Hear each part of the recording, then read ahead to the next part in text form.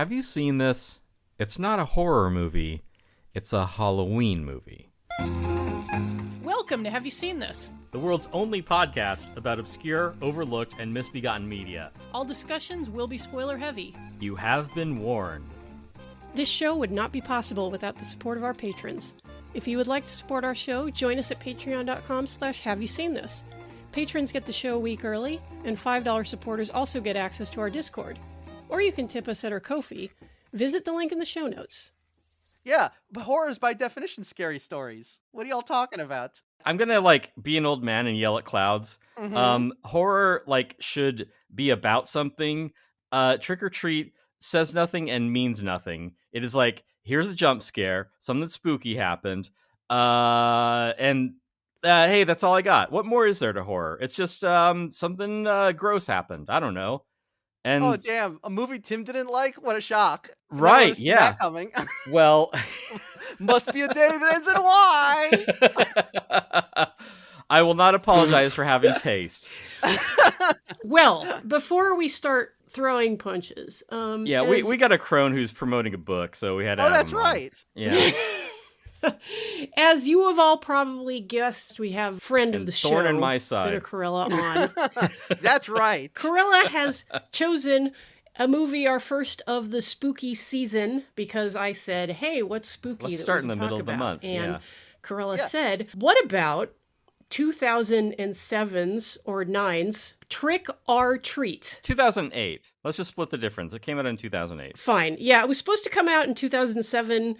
It got dumped straight to DVD in 2009. It had to age like fine wine. I can kind of see why. Yeah, this is like a pumpkin left out through November. Trick or Treat came out in 2009. I hate to be a Debbie Treat. Downer here, but Tim texted me and said, "Wow, I hate this movie." And I was like, "Huh, that's interesting. Well, let me watch it and see what I think." And then I watched it and I was like, "Wow, I hate this movie." Yeah, I didn't want to poison the well, but I just texted Jen and I said, just put this on the Tim hated this list already. Be sure to stop by our Patreon, go to the collections page, click on the collection titled Tim Hated It for movies that Tim despised.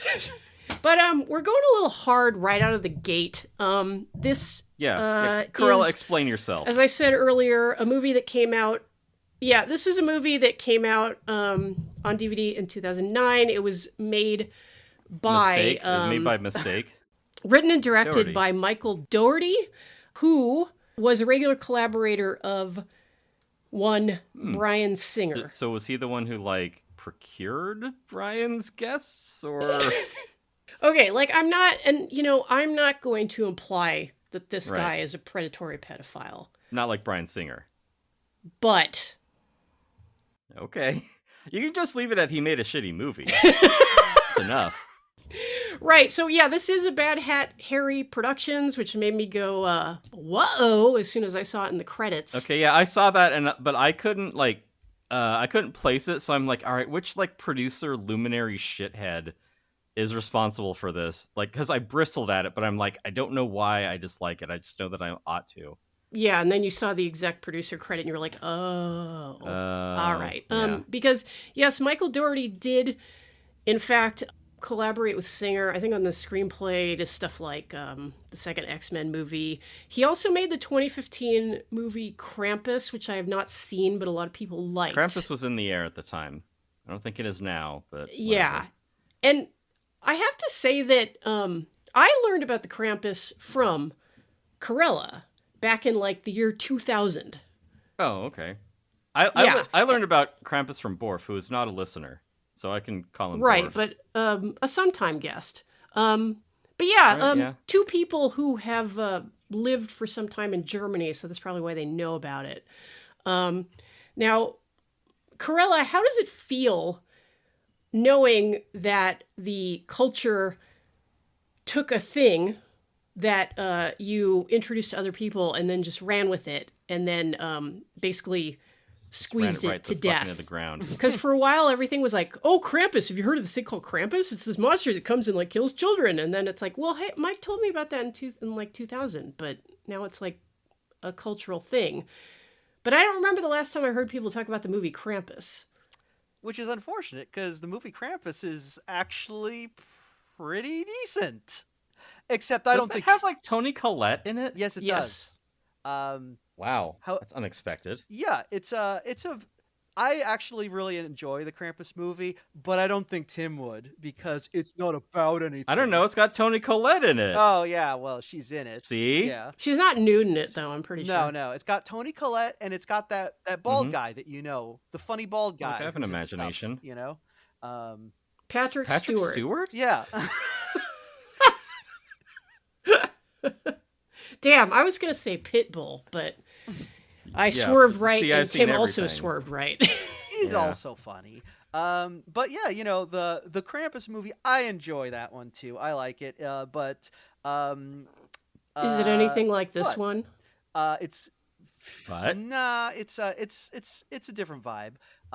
But also I do remember, Krampus was kind of the pirates and ninjas for a hot minute there, and everybody liked the concept of Krampus.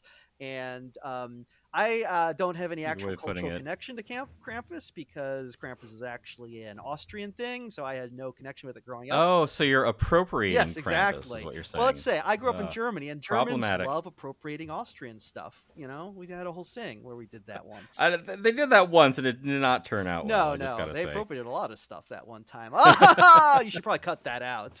Right. No, I like the joke about the holiday Anschluss. Oh boy, we're getting problematic, and we haven't even gotten into it. But well, hey, I mean, we're going to talk about a movie that was executive produced by Bryan Singer. I actually don't know who that is, but I'm assuming he's a Hollywood pedophile from the way you guys are talking. Yeah, you repeat yourself, but yes. Yeah. Well, I don't want to get it mixed up with those Washington pedophiles. They're a different breed. Right, yeah. I mean, it's a more refined form of pedophilia. Yeah. It's the old money kind. Oh, okay. So what was the question?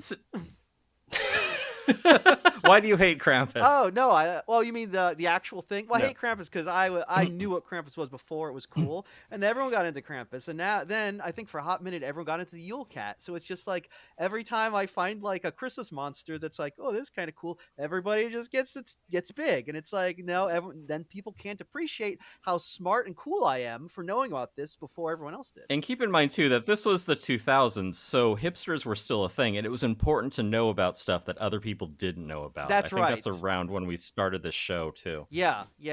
See, in the old days, it was considered kind of cool. Nowadays, you should only know the stuff that other people know. Right. Yeah. Otherwise, you're just some weirdo listening to a podcast with 30 different listeners or so. Yeah. When we started this podcast in 1978, it meant something to be discerning in one's taste. Yeah. Fast forward to 2025 and all bets are off, which is why we were talking about 2007 or 2009's Trick or Treat. Speaking of fast forwarding, it's about time we actually address the movie. Yes. So we came kind of hard right out of the gate, so I'll relent a little bit and I'll ask our guest, Bitter Karella, you suggested this movie. Why? What is wrong with you? This is gotcha journalism. Okay. Well, I'll tell you this. So I watched Trick or Treat many years ago, probably around the time it came out in 2007 or possibly 2008. So I haven't seen it since, and I just watched it again for this podcast because I remembered I really loved this movie when it came out. I really enjoyed it. And watching it now, what is it, like a decade and change later? I enjoyed it. All right. I remember I was watching and I was like, oh, okay. I mean, it's a Halloween delight. It's like, it's like it still remains one of the I'd say top one of the Halloween movies of all time. Because see, here's the thing: as a horror movie, it's pretty meh. There's not a lot there, but absolutely. As a Halloween movie, this is pretty high up there because like a Halloween movie is a different animal altogether. There's the best of them well, I should say, like, a Halloween movie can veer more spooky, like Halloween 3 Season of the Witch, or it can veer more funny, like Hocus Pocus. But there's kind of a Halloween vibe where things are, it's like the Haunted Mansion Disneyland. It contains elements of comedy and horror spliced together in a way that's not really scary, but more just like, it's spoopy. It's in the spirit of the season. So Trick or Treat is a movie that I watch and I'm like, I guess the days must be getting colder and the leaves must be falling off the trees because I smell autumn in the air. It's time for bobbing for apples and candy corns and all the other shit that you love about Halloween season.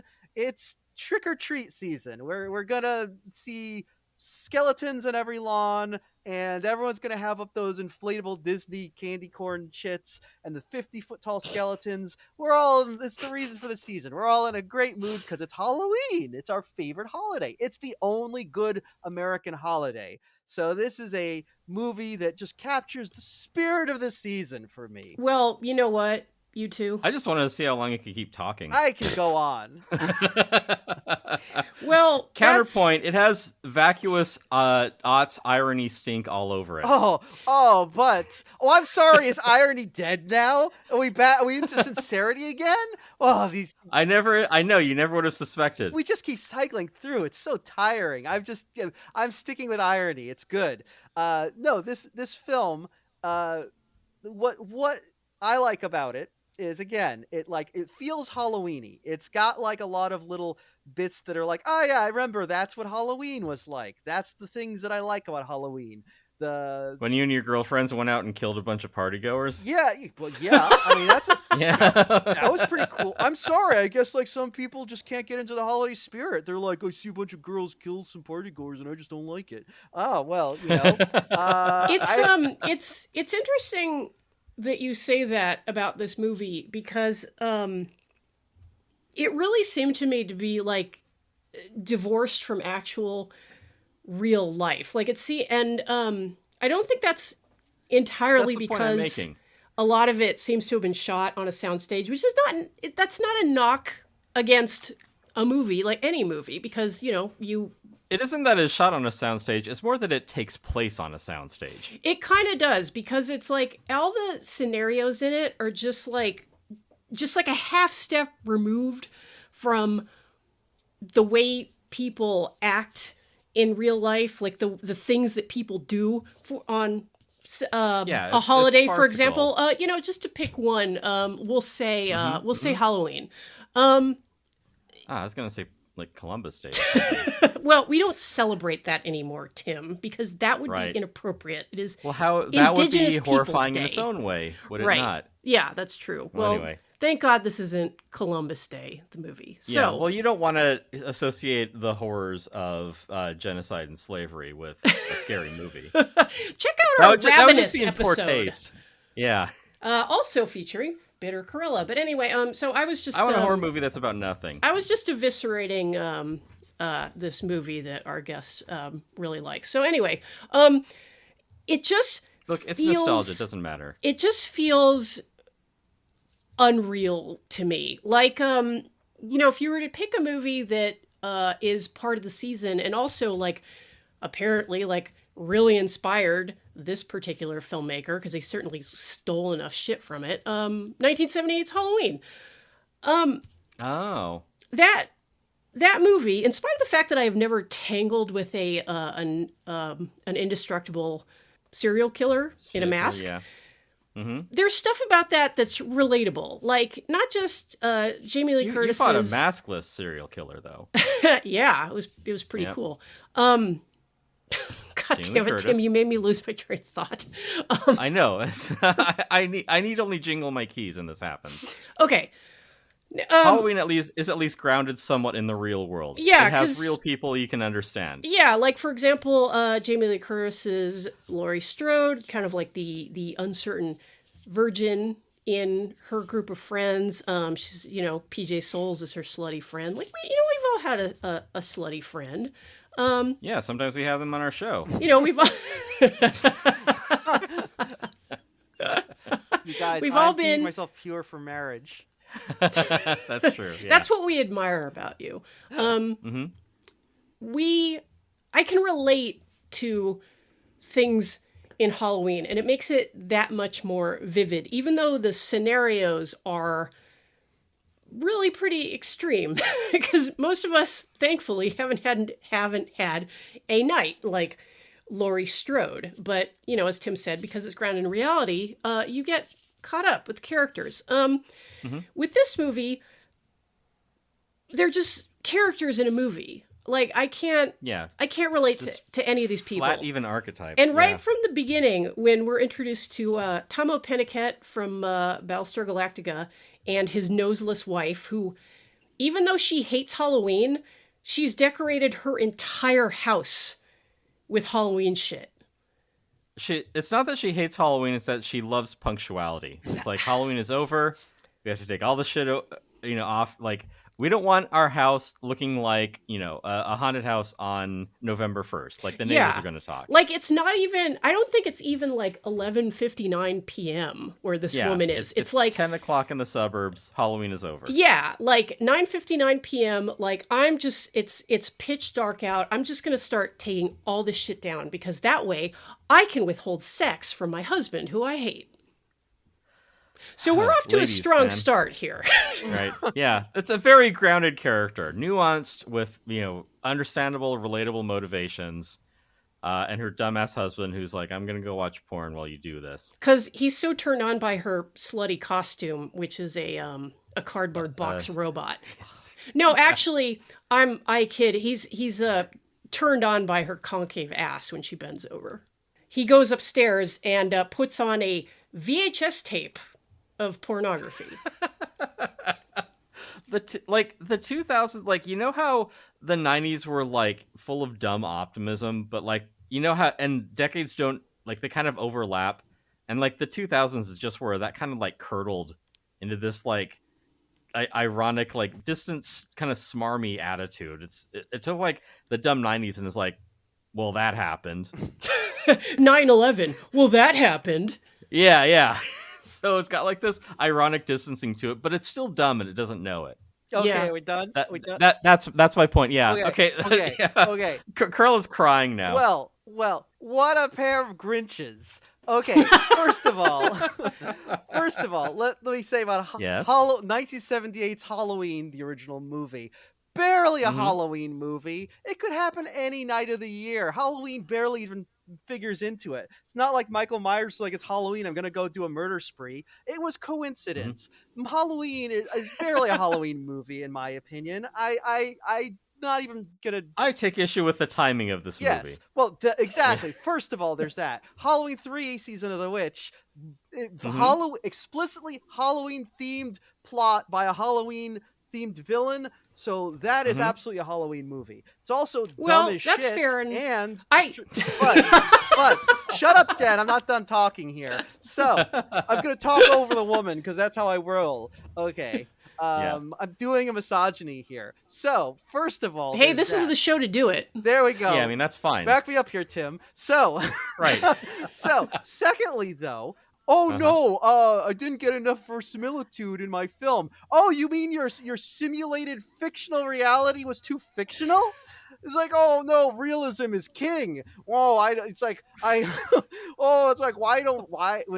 is I mean, you do need like relatable, grounded characters you actually care about. I mean, I know that's not something that you want to put in any of your fiction. No, of course not. Oh wow, we're going right below the belt now. Oh, that would hurt me if Tim had actually read any of it, but like that would. I can't read. Exactly. So it's a movie podcast, not a book podcast. Exactly. Come on, Tim, you can't kill me in any way that matters. So, but no, what I'm saying is, so here's the thing: is like, first of all, it is fiction. It is a fictional construct. It is not supposed to be realistic because it is the feeling and spirit of Halloween. Oh no, they're using a VHS VHS. Well, that's inaccurate. They wouldn't use that in 2000. Yeah, no shit. This is supposed to evoke Halloween past of your childhood when the director used VHS tapes. Oh no, there's this town where everybody is really crazy for Halloween. That's not realistic. Yeah, no shit, it's not realistic. It's fiction. That's the way it works. Oh, but I want this to be realistic. No, listen, you're thinking of this wrong.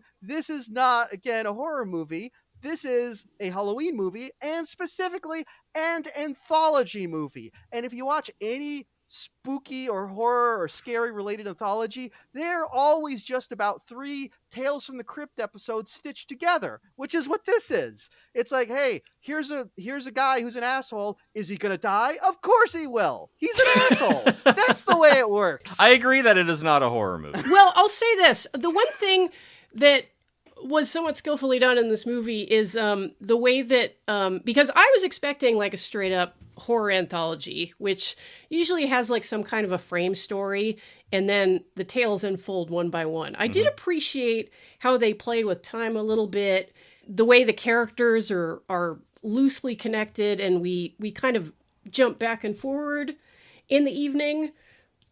Mm-hmm. It made me wish the movie was a little better. Right, well, yeah. Yes. It doesn't matter that they do that. It's nice that they do that, even if it doesn't make any difference. I think it's a very... look, I'm just... That I thought was a very cool thing. I have never seen an anthology movie that was so dedicated to connecting its stories. Because usually the best you get is a frame story, and half the time you don't even get that. So I really like that. I do agree, the time jumping was unfortunate, not the best way to do it. But I really admire... Well, I liked it, because I actually would describe that as like a strong point of the That's film. That's right. Actually, it's good. Because like you keep your story straight. I like when you're watching a movie and your brain has to do work just a little bit harder to kind of pin it together. That is not the intention of Trick or Treat. A little bit. Now look, but it's fun when you follow the breadcrumbs that the movie has dropped and you realize like it is cool that when you realize like who Brian Cox's character is. Like that's a nice little bit of setup. It and payoff. Approaches being cool. Yeah, it's nearly interesting. Yeah. I mean, it'll be the one thing, but the problem is you have no idea what the significance of it is until like after the entire bit is ended, and then you're like, oh, that's why. But in the meantime, you're just like, oh, so it's a little like alien dude, pumpkin-headed scarecrow just harassing an old man. Like, why? Like, what is the lesson here? Don't be an old man on Halloween. Yeah. What? Oh my God, Tim! No, clearly, did you not see where the old man was chasing away trick-or-treaters because he hates Halloween and he's a curmudgeon, and this pumpkin goblin who embodies the spirit of Halloween is going to teach him better tonight, and that is why. That's funny because it looks like that little goblin dude doesn't do jack shit for most of the movie. That's because he's there. He's here because this movie. Yeah, he's there. It's important that our mascot is useless in the movie. The mascot is just going to be there. It's like, it's that guy. It's that little guy, He's on the poster. It's the guy. What, you want him intimately involved in every single aspect of the movie? They're putting him there. If he's the poster boy for the movie, yes, I would like that to be because you see him. No, go for it. You see him at, like, parts of the movie. And it's like, hey, who's this weird little kid? What's up with that? They're planting seeds. Makes you wonder, who is he? And then they reveal at the end, oh, it's like the spirit of Halloween or some shit. And he's attacking this old man for being a Halloween curmudgeon. And that is why at the very end, when he's like, looks like he's going to kill the guy, but instead he gets a candy bar. He's like, well, this is a sacrifice to the Halloween gods because they like candy. Trick or treat is candy. It makes sense. It fits. It's like poetry. And that's why he leaves and doesn't kill the old man. This attack on the old man is completely unrelated to the fact that the old man is the bus driver who murdered all those children who are differently abled. Okay, so you could have just cut that part then. No. What? Why would you cut that? Well, because it doesn't mean anything. What do you mean it doesn't leads mean nowhere anything? And does nothing. What do you mean it doesn't? That's what I'm saying. No, it means it's teaching you that at Halloween you shouldn't be a big asshole to trick-or-treaters, or else a little goblin will get you. Have you never seen a Tales from the Crypt episode? That's how it works. Yes, I have.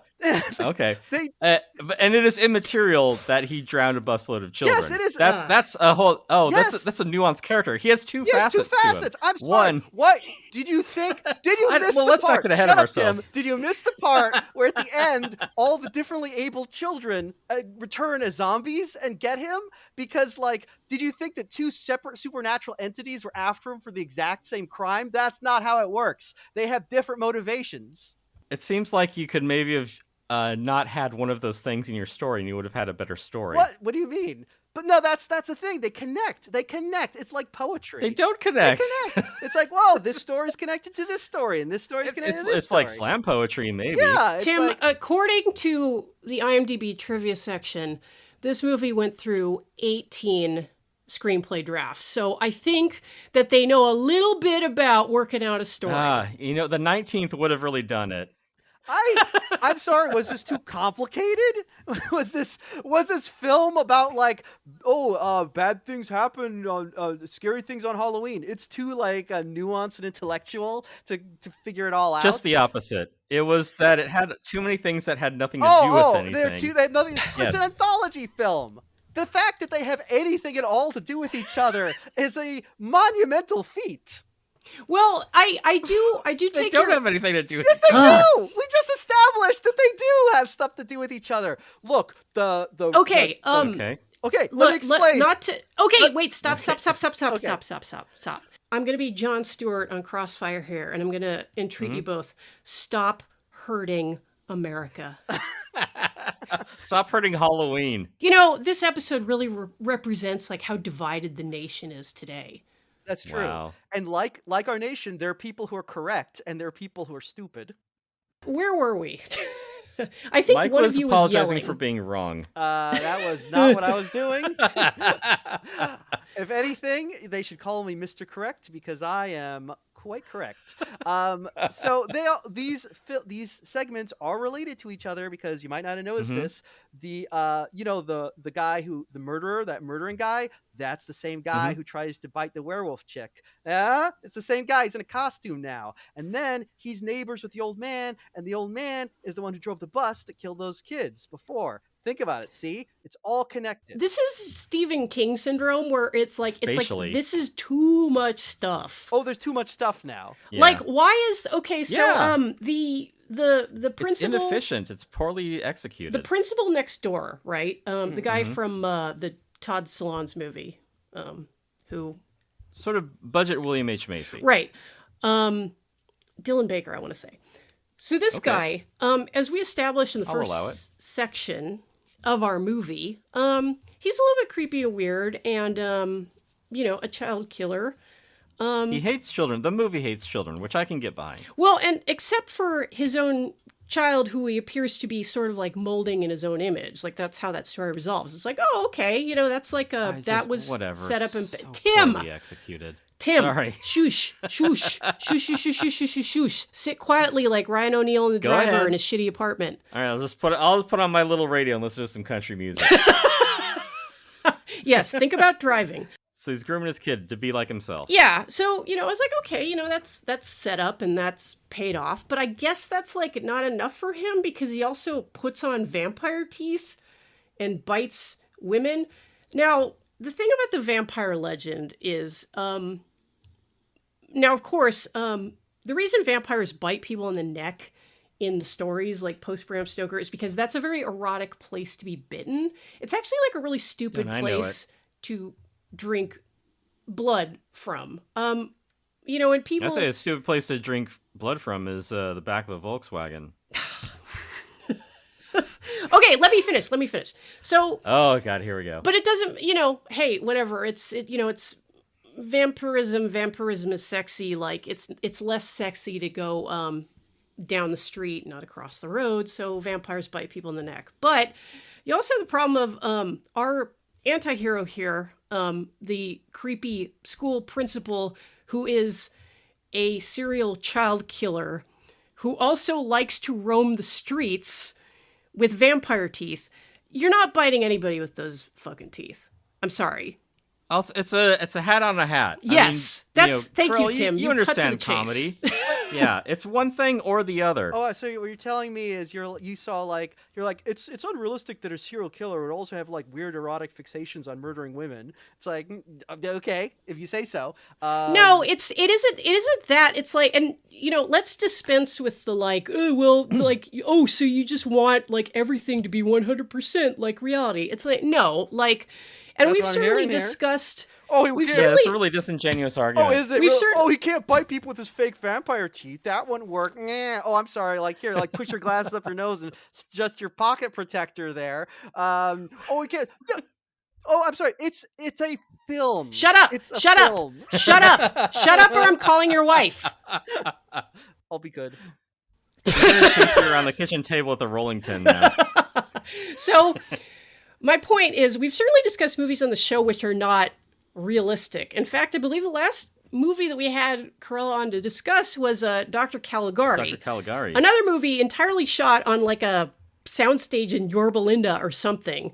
That movie dispenses with any notion of reality. Yeah, it is not connected to any kind of reality. It's like a fever dream. But the difference is that movie is well done. Yeah. Yeah, it's it commits to its strangeness. Yeah, and it also doesn't have the same like kind of, and I agree with Tim about like the very like 2000s tone of this movie. It's kind of like yeah, isn't this shit stupid? Like we've all seen it before. Like I've seen all the John Carpenter movies and like I could totally do that, right? Let's put a fake nose on Brian Cox. Okay. It is both polished and soulless. That is the 2000s to me. Yes.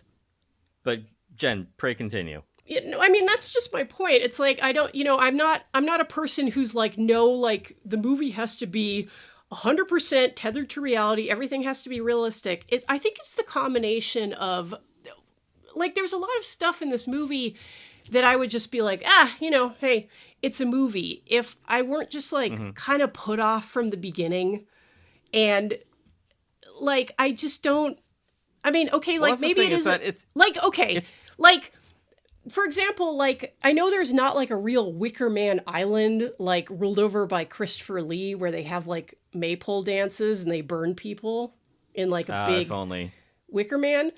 But I accept that for the purposes of the movie because it's, it's got an interesting character, like main character running up against like the strictures of this, well, not strictures, like a society that's completely incomprehensible to him and like very upsetting. He doesn't get out very much. Yeah, and also like the general like themes running through the movie are quite interesting. I'm not sure Michael Dougherty really understands what. Yeah, that's what I'm saying. Like the movie isn't. Yeah, the movie isn't about anything. Like it's aping the forms that had like preceded it, but it's doing so ironically, but without any like ethos of its own. It's just it's that same. And I hate to apologize to the guy because it doesn't he hasn't earned it, but I feel like Joe Whedon is really more of a symptom of this sort of zeitgeist at the time, where everything was like quippy and ironic and nothing meant anything.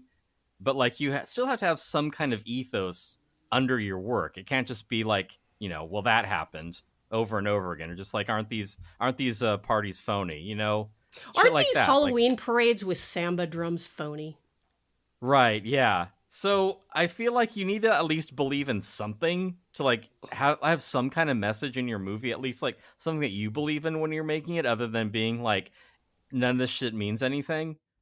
It's like going to like Monsterpalooza or something and like seeing all the Terrifier shirts. It's like these people like the accoutrements of Halloween, like all the things which make it like Halloweeny. It's like, ooh, you got pumpkins and you got knives and you got virgins and you got like all like the signifiers, blood, and you got like really stupid people in their early 20s who get killed. And it's like, okay, yeah, those are like kind of like signifiers of the genre, but what is it that speaks to you about it? What do you like about it? Right. Yeah. It's like, I just like watching people get killed. I think it's funny. Like, all right. Pat Buchanan, what do you think? Right. Yeah. Well, I mean, we've talked about this before, or maybe I've just said it to you in confidence, where it's just like, I love the horror genre, but why is it so stupid? So, and I mean, you can even cast like a whole line through this about because you remember that bullshit with like elevated horror, and people are just like, what is elevated horror? That is horror. That's Right. horror done well. There's no such thing as elevated horror. But if you come from like this ironic, just like soulless background of 2000s horror, where you think like nothing means anything, and suddenly you're like, hey, a horror movie can be about something, and if you like know anything about horror, then you just kind of like bite your tongue and be like, yeah, that's kind of what we've been doing this entire time. But if you're kind of like a neophyte to it and you're like, wow, this is really blowing my mind that like you can have a slasher but you like care about the people in it. It isn't just like four bickering jags off in the woods. Yeah. Like you can actually like care about these characters. And I think maybe if I can evoke this, that's what works so well about Behind the Mask, because it looked like just another dumb 2000s slasher, and you're like, oh, actually this like gets irony in like in a meaningful way. Like it isn't just like winking at the tropes of the genre. It's incorporating them into a way that is that's honest and like true to what it actually is, rather than just being like, get a load of these tropes. Yeah, like it took for example, it takes the virgin final girl trope and does something clever with it. It does it so well. But we're reminiscing about movies that we loved, and so we have to talk about Trick or Treat. It's funny because I believe we also had Karella on to talk about Behind the Mask: The Rise of Leslie Vernon, which we all liked. And yeah, and we agreed on that one. So why can't we just be friends again? Well, yeah, I guess. I love you guys. Well, I guess it's important for a movie to have an ethos. Ah, yes. Thank you. Yes, a very smart word by smart people. An ethos. I'm always saying that a movie should have an ethos. That's definitely what I look for. Does your book have an ethos? No, I do not. No, I don't have an ethos. It's just very horny. Yeah. That's true. Check it out in your local bookstore. Moonflow by Bitter Karella. Yeah, you should buy it. It's called Moonflow, and you should buy it today. Why? Because I want you to, and I love money. Do it. Unironically, you should buy the book. I read an early draft. It's great. I'm sure it's only gotten better as it went on. And in spite of the fact that Karella is deeply wrong about this movie, I will still support her in her book. Well, you have to understand that, like, it's a very different animal because, like, again, this is an anthology film.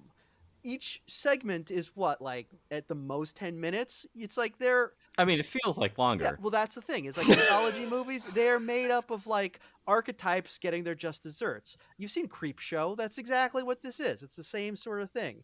I did think immediately of Creepshow when this movie started up. Yeah, with, I thought, I would much rather be watching Creepshow. Yeah. I'd much rather be watching Creepshow too.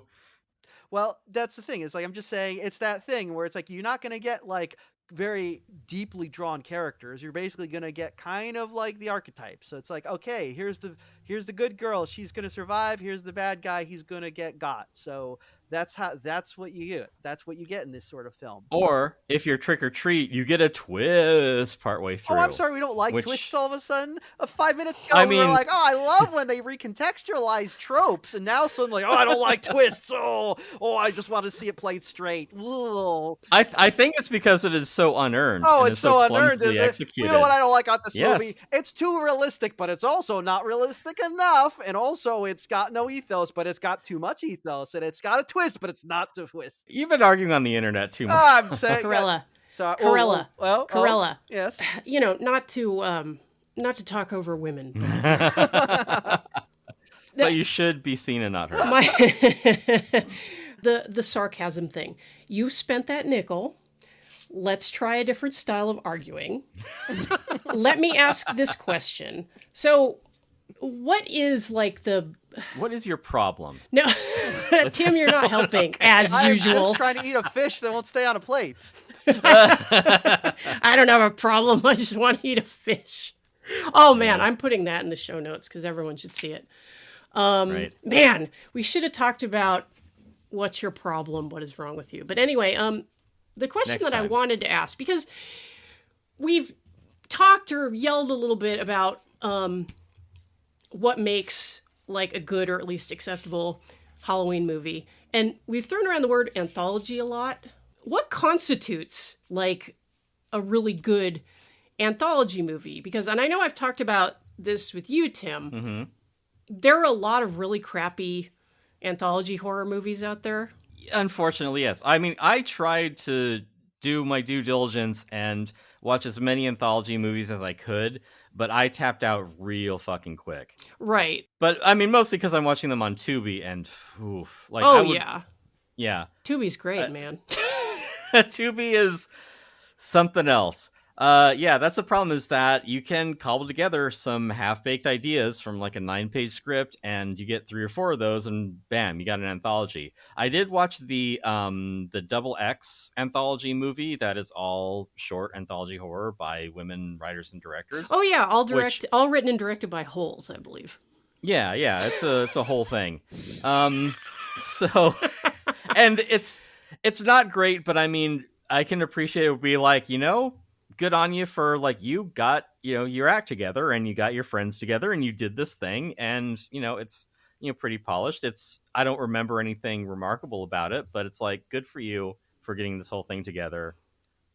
I pat you on your little womany head and congratulate you for making a movie.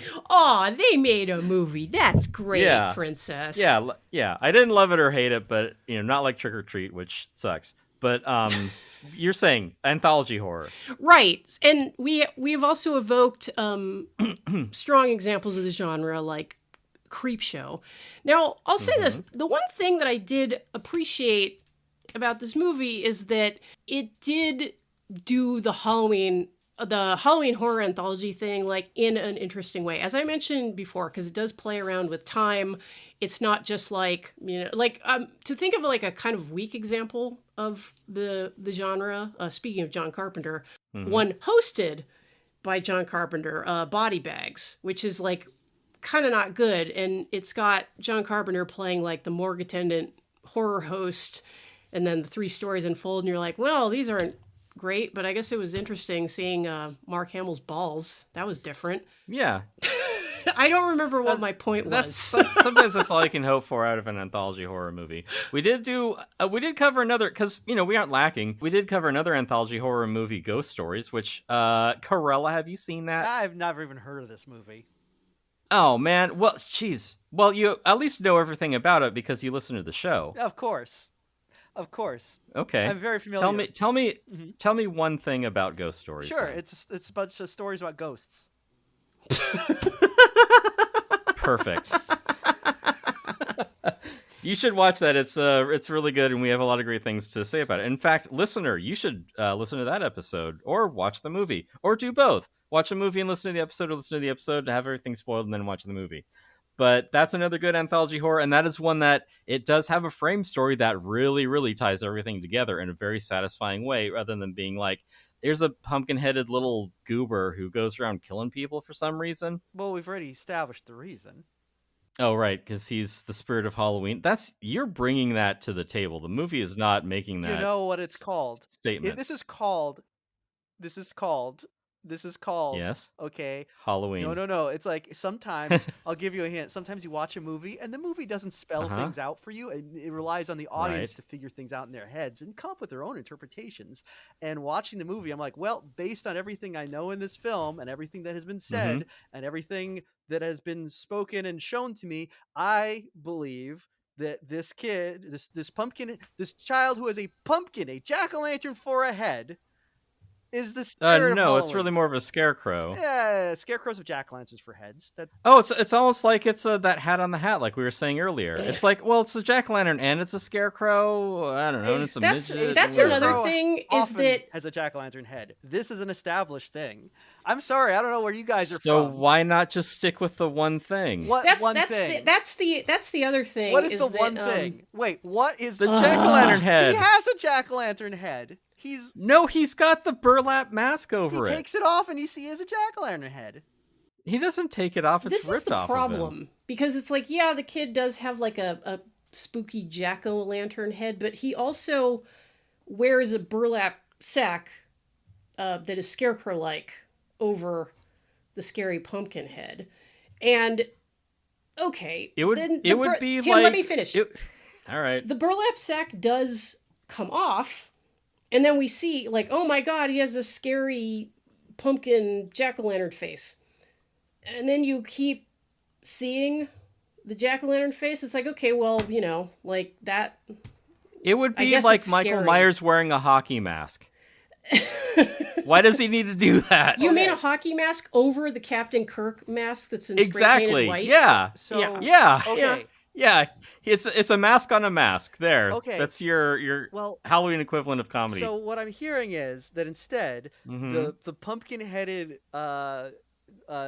child should just walked around all day with its creepy, spooky monster pumpkin face out and just pretended that it was wearing a mask. Well, I don't I'm think he saying walks that the around during filmmakers- the day. That's is irrelevant. one thing. That's don't give me one of my wife's arguments here. That's Is the what I'm the midget spirit of Halloween like going to like the store, like going down the shops during the day? okay. He's just like picking up a pack of smokes. Well, okay. No, he's so buying he's candy, walking obviously. around on Halloween just with his actual spooky pumpkin face and pretended he was wearing a mask, and people could be like, oh yeah, you don't want to see like a scary No, face let on me finish. Halloween. And That people would trip people out. That wouldn't make any so sense. people can be all like, hey, nice mask, bro. Okay, here's the thing, is it's like that, sure, in the universe that would make sense, but as an audience watching it, I'd be like, oh, there's that spooky pumpkin-headed kid. Obviously he's a monster, and then, but they put the mask on him, so the audience is like, this kid's got to be real fucked up and weird looking. I hope we get to see it eventually. This is also a town where the local serial child killer who also murders young women can just leave a bloody dead girl like next to some drunken revelers on a sidewalk because, hey, it's Halloween and it's not real. It's obviously a costume. So why can't the little kid walk around with his like It's scary all pumpkin kayfabe. face? Because the audience, the viewing audience at home, like me, watching this film, I'm sorry, like if I see a guy with a little kid with a scary pumpkin head, it's like, oh, thanks, you blew your wad in the first 5 minutes. They put the mask on him, so I, as the audience, are like, oh boy, I hope there's a cool reveal coming up. I'm sure. This is called foreshadowing. You build anticipation in the audience. That is not This foreshadowing. is whatever. It's a literary technique. I would expect a man who knows the word ethos to know what I'm talking about. The point is, it's like, What would you know about okay, literature? Here's the thing about this film. As I said, it's a film. It is all fake and constructed for the benefit, the pleasure, you might say, of me, the voyeuristic audience. So I'm not gonna. So I know you guys could sit there and be like, well, why did they do that? I hope someone got fired over that blunder. But it's like, true. oh, I did sound exactly like that while I was watching exactly. this movie. It's like, Yeah. well, why are people like playing samba drums on Halloween? Cause it's they're wouldn't that be a cool? 'Cause they're Halloween all thing if people were into Brazilian. that? If people were into Halloween, oh, I'm sorry, no, make it a realistic Halloween. Oh yeah, you mean a realistic Halloween where there's like where it's nothing happens and they're just doing trunk or treat when it's broad daylight? If you made a realistic one, it would fucking suck. I mean, that would be an interesting kind of commentary on like where we are at as a society, it would where be, like but are we making we're a so film that is commenting on the yeah. commercialization and sanitization of Halloween, or are we here to have a good time? That's the question. Well, we did not have a good Well, time watching this. yeah, And I also, kinda I had a think bad that- time. Yeah. Per your earlier point, I believe that the masked killer in a horror movie is a solved problem. So to have the little goblin with like a scarecrow mask over a pumpkin head is it's another example of the movies just being poorly executed. And on top of that, the idea that like you're like, oh, I want the anticipation, I want like the foreshadowing, using the word incorrectly, to be like, oh, sometime the mask is going to come off and something scary will show up. Like your disagreement is like, I don't want to be shown that this creepy little monster is a creepy little monster. I just want it implied. It's like, well, you already know it's a creepy little monster. What difference does it make? because I enjoy the spectacle. I Great. watch films to like for the pleasure of the gaze. I want to see some shit on screen. Like some of you. Oh, this was some shit on screen, all right. I know Tim would prefer to like stare at a. I know Tim would prefer to stare at a wall, a blank wall, and imagine the film in his mind palace. But I am a dum-dum of the average public, and I go to see. I'm like, I can't think of shit. Show me stuff. Wow me, director. I want to see something on screen, Michael Dougherty. Or whatever, put it up there. Let me see it. Well, that seems like the ideal audience for this movie. Yeah. Just a dum-dum who can't imagine shit. Well, if it's any consolation, this movie does appear to have accrued a cult following since it was originally dumped to DVD. So you and the other fans of Trick or Treat can all have a big circle jerk about how wrong Tim and I are. Yeah, you can have a trunk or treat. Maybe we'll. I'm sorry. It's like we will continue to enjoy film. We will enjoy film. And like, enjoy cinema. Oh yeah, and that's fine. We don't all have to like the same thing. Blah blah blah. I am curious though, Mike. What did your wife think of the movie? Because I know you watched it with her. She didn't say. She just stood up and walked out of the room without saying a word. Well, I don't know what that means. She went to get a rolling pin. Well, there's no Michael Keaton in this film, so I mean. Oh, right. So you put on the movie, and then she just silently stood up and walked out and went to watch Beetlejuice for the 7,000th time. She wanted to see the ghost of the most. Yeah. She stood up, she walked to the door, opened it, and then just walked straight out into traffic. Just into the wilderness. Yeah. Never came back. Well, that's what happens when you put on a movie and it's just all those people who like the accoutrements of Halloween, like candy and pumpkins and ghosts and stuff like that. They just like the accoutrements of Halloween. They don't really know what it's about, man. They don't really get it, man. You need to watch a real ethos-laden movie to really get it, man. Wait, which argument are you making? That this I'm is a movie making for all the arguments stupid people? simultaneously because I intend to win. Perfect. You're playing both sides. That's why I always come out on top. Well, Karella, I'm sorry that we hurt your feelings so profoundly by not liking this movie. I'm laughing. By not liking this movie that was made by the close collaborator of a notorious Hollywood pedophile, and for that I apologize. I can hear the cry laughing emojis coming through the audio. He just thinks it's funny. Yeah, it's just an endless string of like the cry laughing emoji, like mixed in with like the pumpkin emoji. Well, obviously I know that Jen would never stan a pedophile director. So listen to our episode on Chinatown. Oh no, wait, we never did that one. Yeah, we don't cover good movies, Tim. Yeah, I know. You know that. We cover movies that our guests suggest to our detriment. We need to stop doing that.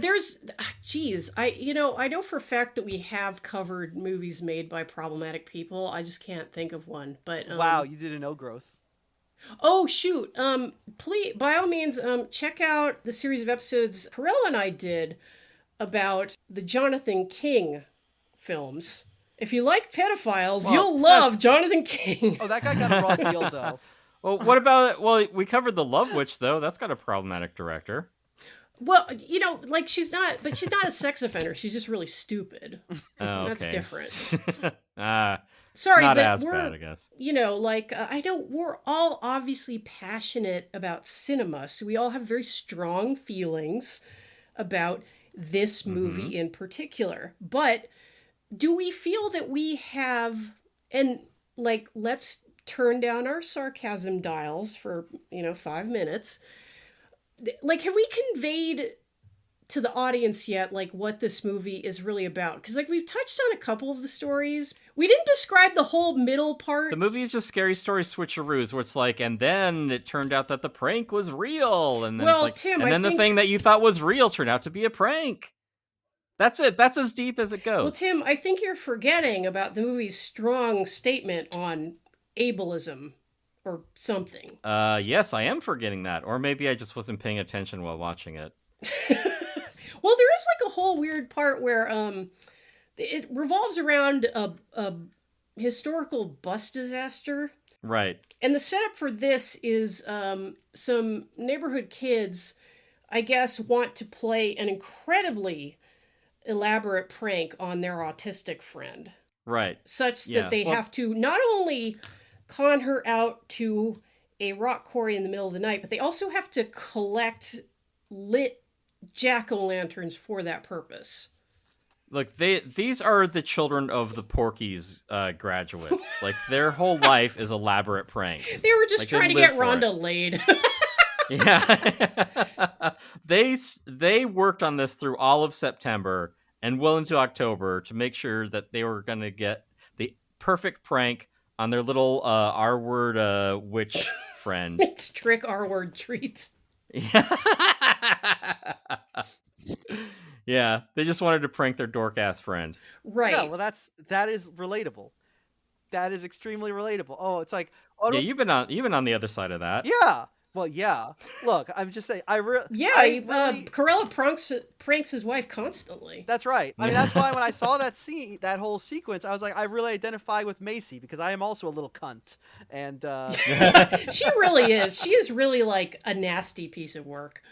Yeah, well, she doesn't actually do that. Like, well, actually, if you watch this, she doesn't really do anything that mean. I think you just think she does because she's a strong, independent woman, and you have that. You see her do that, and you have that instant like, oh, what a bitch, This is you just don't want to see a cunt succeed. Yeah. This is true. This is the internet's #1 misogynistic podcast. We're actually ranked directly behind whatever Andrew Tate is doing right now, and that's why people listen.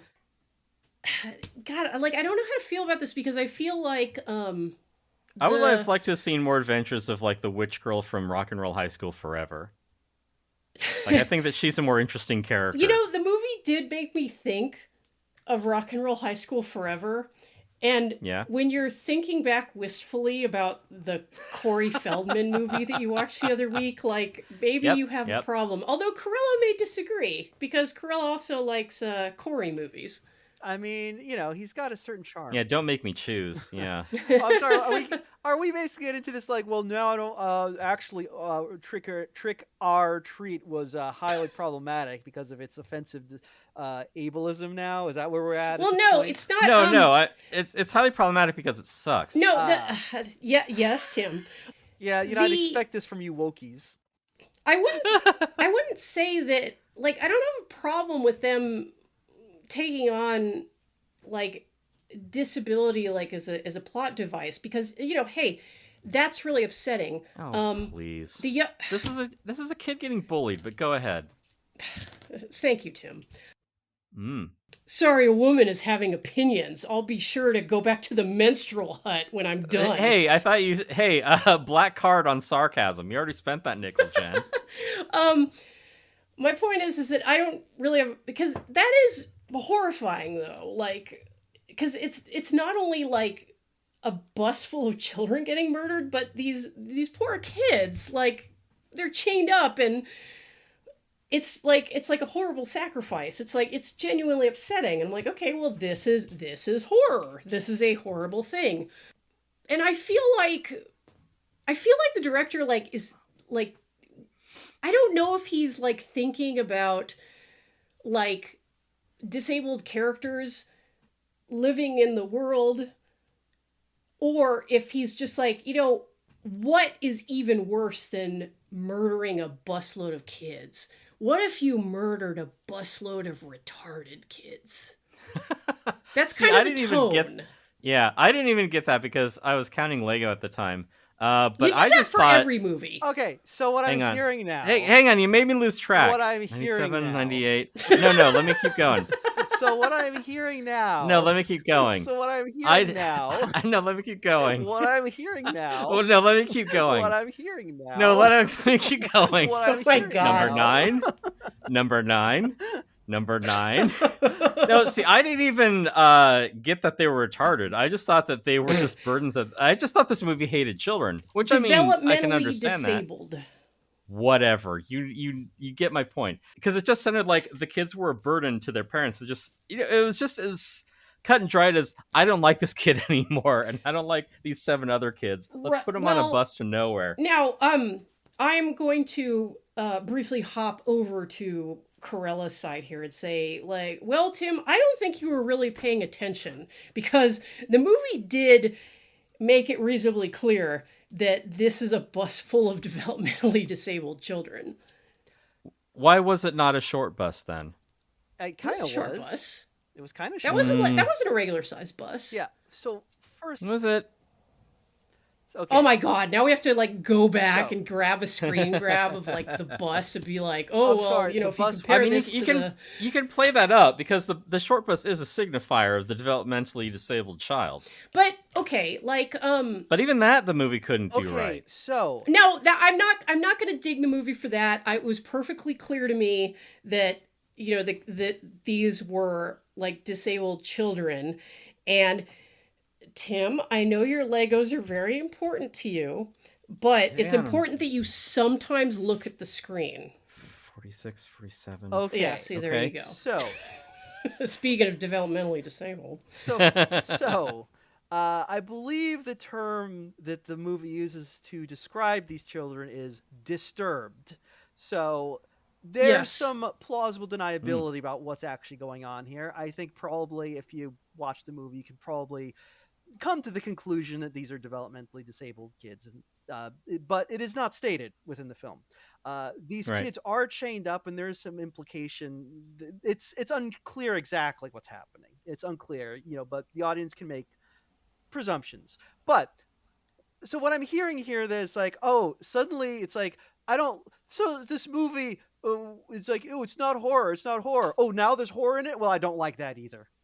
Well, but that isn't what I'm saying. No, I'm saying that a Halloween fact, movie contains bits of humor and bits of horror, and this movie contained both. They had some bits that were actually pretty upsetting, I thought. I thought this whole sequence with the bus was kind of, I found it upsetting, and especially in those weird costumes that those kids have, which really Why the weird costumes? Because it's spooky. For us in the audience. Oh, you can't make a movie that only addresses what the audience thinks. Like, it has to have some internal logic. The costumes aren't really a problem here, though. It's like it's Halloween, and even kids who go to the special school dress up in costumes on Halloween. It's not that deep. Like, why on Halloween? What? Like, why did this have to happen on Halloween? It could have happened any day. Because it's a Halloween movie. Yeah, like it's... See, that's a post hoc justification. We need this to happen on Halloween. We need everyone to be dressed up in masks. Why? Otherwise, it's not a Halloween. Why? You can have a scary story happen any time of the year. Hey. You can tell it on Halloween. It doesn't need all the Halloween dressing. I think you're being to be a scary story because it's a Halloween movie. Yeah, it's explicitly a Halloween movie. It doesn't need to be about Halloween to be a Halloween movie. Yes, it can have. No, it can have scary things in it. That's a horror movie. That's not a Halloween movie then. Oh, well, okay. Well, I agree that this is not a horror movie, as we've said before. Well, that's true, because Karella even the stories that you tell on Halloween, they aren't about Halloween. You know, yeah, but it doesn't matter. It's like it would be like if Christmas was about Santa. I can't believe I'm Santa. No, it's not. You go hang out with Santa on Christmas? No, Christmas is about Jesus Christ. Yes. Yeah, exactly. Thank you. Oh my God. Okay. Hey, have you ever thought Santa is an element of Christmas. Like the dressing up is an element of Halloween, but it's like the scary story that matters. Well, I don't. But they're dressing it up with Halloween when it isn't necessary. I don't have a problem with the bus accident happening on Halloween. It's because you hate children. Oh, on Halloween. Especially okay, kids that are differently abled, if you know what I'm saying. I actually laughed when they pushed the bus into the rock quarry. Jen, it's because you have a lot of self-loathing. I did see a bit of trivia that initially the deaths of the children took place in a pumpkin patch. Huh. Okay. Which would have made it even more Halloween. How does that even work? I don't know. Maybe there was a sinkhole. Maybe the Great Pumpkin killed them. It's like you can't have a scary story in Halloween if it doesn't have like a jack-o'-lantern in it. Maybe Linus smothered them with his blanket while he was waiting for the Great Pumpkin. I could see Linus doing that, actually. Yeah. There's something wrong with that kid. Mm-hmm. But you know what? It's fine. Like it's a town where everyone loves Halloween. They have a Halloween parade. I can even forgive like the kind of weird artificiality of the film. It's just like the tone to me is like the most off-putting thing. It's like the whole thing is like it's like Halloween, right? It's just like a bunch of candy and costumes and crap. Also, the girls, including Anna Paquin, they buy their costumes on the day of and wear them out of the store. This is what I'm talking about when I talk about how this movie doesn't like really relate to human behavior, because the thing is with girls, especially slutty girls who want to be slutty on Halloween, even if they are secretly werewolves. Oh, a twist. They're not buying their costumes on the day of. I'm sorry. They're working on it throughout the month. It's movie logic that has like completely divorced itself from actual logic. Yeah, and movie logic can be fine. There's a lot of stuff in movies that you just there are a lot of times where you can like you forgive it because it's like, look, this is important so that the audience can understand what's going on. Right, here. because the rest of the movie is well done. But then you have this movie where like every scene is like I don't know about that. Like, and also none of these characters are really likable at all. Nothing's grounded in anything. It's not really scary. The switcheroos kind of happen as is convenient. It's more kind of snide. Yeah. Like, even the dog is named Spite. What? Spike? Spike. That's a dog name. No, in the subtitles, it says Spite with a T. The subtitles are clearly incorrect. There's no way. That might be AI doing it. There's absolutely no way, because this movie had this movie even had like a 4K re-release like a few years ago, and there is. Oh my god! This isn't a movie where it's just like, we're just gonna push out like crappy English subtitles and be done with it. Like, there is a panoply of languages on this disc. Like, that dog is named Spite with a T. Well, and that my dog, other problem and with that the is dog is that the dog is obviously like such an important character, and then he's just killed off screen. Oh, I didn't even notice that. But yeah, but that scene is great because there was an earlier scene where something was supposed to be one thing, it turned out to be something else, and then we had another scene where something was supposed to be a bad thing and it turned out to be something else. So the movie is repeating itself again and again and again and again. Huh? Sorry, I wasn't listening. I was sorting Legos. Okay. All right. Previously, there's a scene, because this is where the movie, the only nickel this movie has to spend is the switcheroo. Because it has been, Anna Paquin is the one who's like really like withdrawn. She's like the nerd. She's the R word of her slutty friend group. Because they're like, oh, go out and like play hard to get and get a man and blah, blah, blah. And you're like, oh, you think it's she's a shy girl, then she's going to be taken advantage of. But no, it's the opposite. It turns out that she is the monster.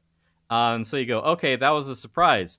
Like, we haven't seen like 7 or 8 reversals already in this movie. I hate surprises. Well, it's when they cease to be surprising. That's what I hate. Okay. Like say you have a movie where it's like, it turns out that the innocent girl was actually the monster, and then some trick-or-treaters show up to Brian Cox's house, and then there are these sinister glowing eyes in the dark and some kind of growling sound, and you're like, that must be a werewolf because I just saw a werewolf. And there's no way that this could turn out to be some ironic setup for something that isn't actually dangerous at all. And it turns out that Brian Cox went through the trouble of putting some LED lights on his dog to scare trick-or-treaters away. Oh, I thought it was a dangerous werewolf, like I just seen, right? Earlier in the movie. But the scene, actually, it turned out to be the opposite of what you thought it was going to be. And isn't that surprising? What? Right. That's not a switcheroo. He was scaring away trick-or-treaters because he's a mean old man. That's the whole point there. Mike, I believe that this is intended for the viewer. No, wait a second. I don't know if you're familiar.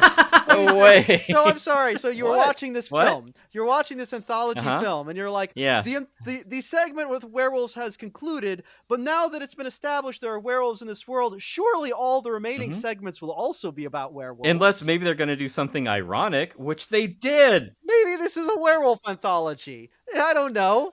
Maybe Yeah, this this It's like, oh, they set up something that's supposed to be scary, and it turned out to be the opposite of what you thought it was going to be, which they are already done, and they'd done that over and over and over again. I can't believe that a You know movie what? has the audacity Yeah? to 2 times in its runtime do something unexpected. That's the thing, You though. mean like repeat itself in a boring manner, like it's out of ideas? Yeah, I would hate to have that That's be the case. The thing, though, is that the switcheroos in this movie don't really feel They're so to me. trite. Well, they don't feel like clever inversions so much as it's Exactly. It's like the exhaustion of the 2000s, where it's like, oh man, like we've all seen horror movies and we all know the cliches, so we're gonna subvert expectations here, and we're gonna do the opposite of what you think. And it's like, okay, yeah, like yeah, whatever. we don't have anything more inventive than being like, aren't these cliches so phony? Jen is 100% correct here. Yeah, I see my remaining time. I'm not getting that vibe at all from this film. I honestly. Well, you would be incorrect. Well, I just feel when I watch this movie, I'm like, this movie feels like, yeah, it's like a love letter Halloween. This is just like fun Halloween hijinks. I do not get the cynicism at all from this. It's okay. Like, look at these people enjoying Halloween and doing Halloween things. Well, maybe you need to take your hipster self back to the 2000s when you're relevant. Maybe. It does feel like, and I appreciate that Michael Dougherty was really like inspired by John Carpenter, because John Carpenter has certainly made like a lot of classic films that were very frightening, but I feel like it's all summed up by the fact that he has Brian Cox's character. Mind you, Brian Cox, and this is part of the movie trivia, Brian Cox is literally wearing long hair and prosthetics because he wanted to look like John Carpenter. That's kind of the look that the character was based on.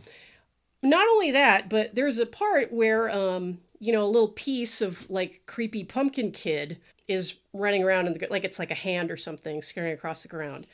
So what do they do but quote, John Carpenter's in 1982 filmed The Thing by having Brian Cox say, "You got to be fucking kidding me." And I was just like, oh, for Christ's sake.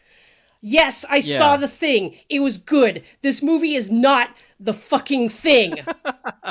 Take his name out your fucking mouth. Yeah, it's that same sort of like when comedy was just referencing other things. Like, this has a lot of the like 2000s miasma slop to it. If I could go back to my earlier point about the movie just being bereft of ideas and repeating itself, and its overuse of switcheroos, which, I mean, when they're deployed well, like, you can appreciate it. It'd be like, oh, that's how ironic, how unexpected.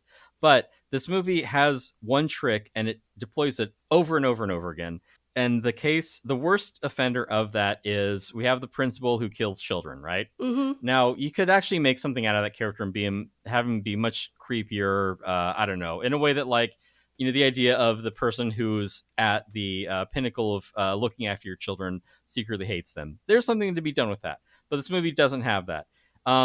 It's him, like, he kills a kid with poison candy, which, whatever, it's an urban myth. It's not important. Yeah, but he's a little fucking fat kid, so fuck that fucking fat kid. Right, yeah, well, fat kids eat a lot of candy. Mm-hmm. That's why they're fat. That's how you know. Because, they're morally compromised. Yep. You can tell. It's in their body. You can read it. So... so he kills the fat kid for whatever reason that he likes killing children. And while he's in the backyard burying this kid, his little shit of a son keeps interrupting him. Like, the guy keeps being annoyed by his little shouty kid being like, hey, you gotta help me with the pumpkin. You gotta help me with this. You gotta do that. And he's just like, oh, this fucking kid. Because we've established that A, the principal hates children, and B, he's got an annoying kid. So they've already set up, okay, so the guy hates his kid, right? It must be that. But then, he finishes dispensing with burying the body, and then he goes on to, I guess, kill this kid, because that's what the movie is saying this whole time. It's saying this kid is really annoying. He hates kids. I certainly wanted him to kill this child, because I was like, God, just shut up, you little shit. Fuck. Right, yeah. And so the kid is like, you gotta come help me down and help me carve the pumpkin. And, then the guy comes up and he's like, yeah, I'll help you carve a fucking pumpkin. Let me get my longest, sharpest, shiniest knife. He's like, Dad, you gotta start with the eyes. And he goes down and, like, the kid kind of, like, drifts out of frame.